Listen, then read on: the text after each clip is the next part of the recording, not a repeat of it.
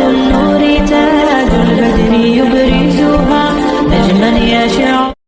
Ya, assalamualaikum warahmatullahi wabarakatuh teman-teman semuanya. Masya Allah kita sudah sampai ke pembahasan mikot. Dan kali ini Indah Wirbaria sangat senang sekali karena akan segera merampungkan ya buku panduan bedah buku tentang manasik haji dan umrah ini. Masya Allah kita sudah sampai di pembahasan mikot. Mudah-mudahan sangat bermanfaat ya buat teman-teman semuanya. Ada beberapa hal yang berkaitan kenapa sih kita ngebahas tentang mikot juga gitu ya. Karena mikot ini termasuk kepada salah satu bentuk rangkaian nanti ya untuk melaksanakan rukun umroh dan rukun haji. Nah ini wajib banget kita ketahui. Jadi apa saja? Ada dua jenis mikot teman-teman semuanya. Jadi mikot zamani dan mikot makani. Mikot zamani itu adalah batas waktu untuk melaksanakan haji. Kemudian menurut jumhur ulama, mikot zamani ini dimulai sejak 1 Syawal sampai terbit fajar di 10 Zulhijjah. Sedangkan mikot makani adalah batas tempat untuk memulai ihram haji atau umroh. Nah, di sini dibahas ya, ada hadisnya Masya Allah sesuai dengan buku panduan yang diterbitkan oleh Kementerian Agama tahun 2020 seperti ini, buku tuntunan manasik. Tempat berihram haji atau umroh adalah sejumlah tempat yang ditentukan sebagai mikot, sebagaimana sabda Nabi Muhammad SAW. Di sini teman-teman bisa baca semuanya insyaallah ya. An Ibni Abbasin radhiyallahu anhuma qala waqata Rasulullah sallallahu alaihi wasallam li ahli al-Madinah Dzul Hulaifah wa li ahli Syam al-Ju'fah wa li ahli Najd Qarn al-Manazil wa li ahli al-Yaman Yalamlam. Qala fihinna lahunna wa liman ata alaihinna ghaira ahlihinna faman yuridul hajj wal umrah mimman kana dunahunna fama hilhu min ahlihi wa kadzalika hatta ahlu Makkah yuhilluna minha. Rawahul Bukhari Muslim. Apa sih artinya? Nah, mari kita bahas artinya. Artinya dari Ibnu Abbas radhiyallahu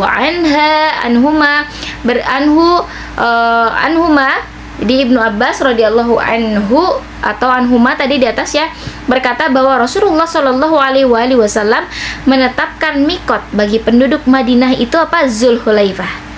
Bagi penduduk Syam adalah Ju'fah. Bagi penduduk Najd adalah Qarnul Manazil, dan bagi penduduk Yaman adalah Yalamlam. Dan Nabi bersabda, itulah mikot bagi mereka dan bagi siapa saja yang datang dari di sana yang bukan penduduknya yang ingin haji dan umroh.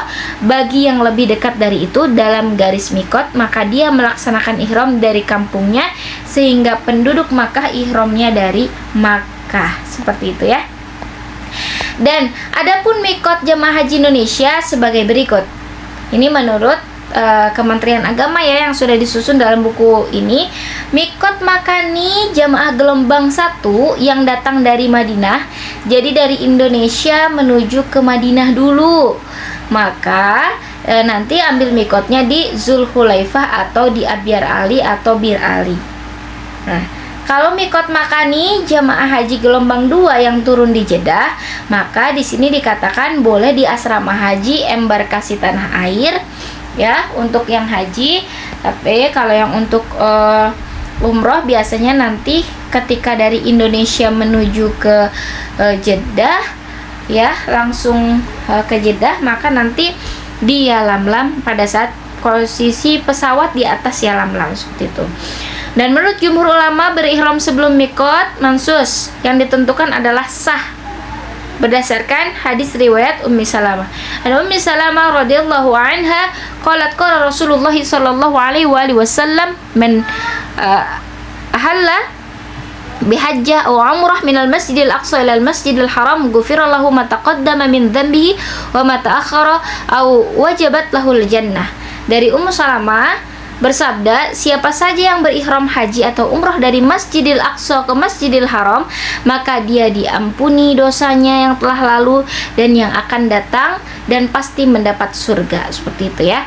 Dan berihram sebelum mikot menurut Abu Hanifah itu lebih afdol. Hanya saja penting diperhatikan bahwa bagi jemaah haji yang mulai ihram dari asrama haji embarkasi harus menjaga larangan ihram. Kebayang kan, larangan ihramnya itu banyak banget. Jadi menjaga larangan ihram sejak niat ihram selama dalam perjalanan penerbangan lebih kurang 8 sampai 11 jam sampai dia tahallul, seperti itu ya.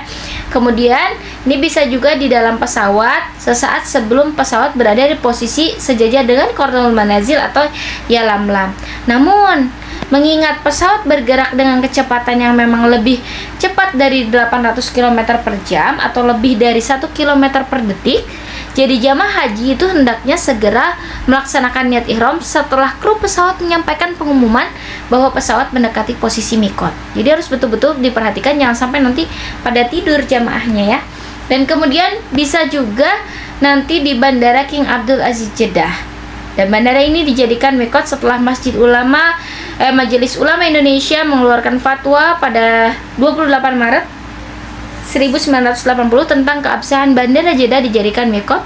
Lalu fatwa tersebut dikukuhkan kembali pada 19 September 1981. Hanya saja memang ketika tahun 2018 pemerintahan Arab Saudi menerapkan kebijakan percepatan masa keberadaan jamaah haji di bandara fast track, sehingga mereka tidak bisa lagi berlama-lama di bandara ya, karena memang cepat gitu ya.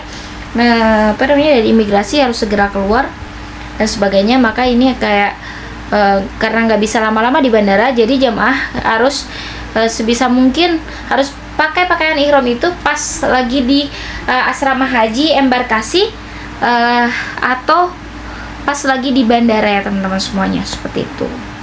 Oke, itu saja untuk pembahasan tentang mikot, mudah-mudahan bermanfaat. Tapi kalau seandainya memang untuk umroh, teman-teman bisa nanti pas ketika di pesawat atau pas ketika di bandara, kalau memang nanti tujuan pertamanya itu nyampe ke Bandara Jeddah, seperti itu ya. Jadi nggak ke Madinah dulu atau nggak ada transit dulu dan sebagainya, maka sebisa mungkin di pesawat sudah menggunakan pakaian ihram sebelum sampai di lokasi mikot. Terima kasih. Wassalamualaikum warahmatullahi wabarakatuh.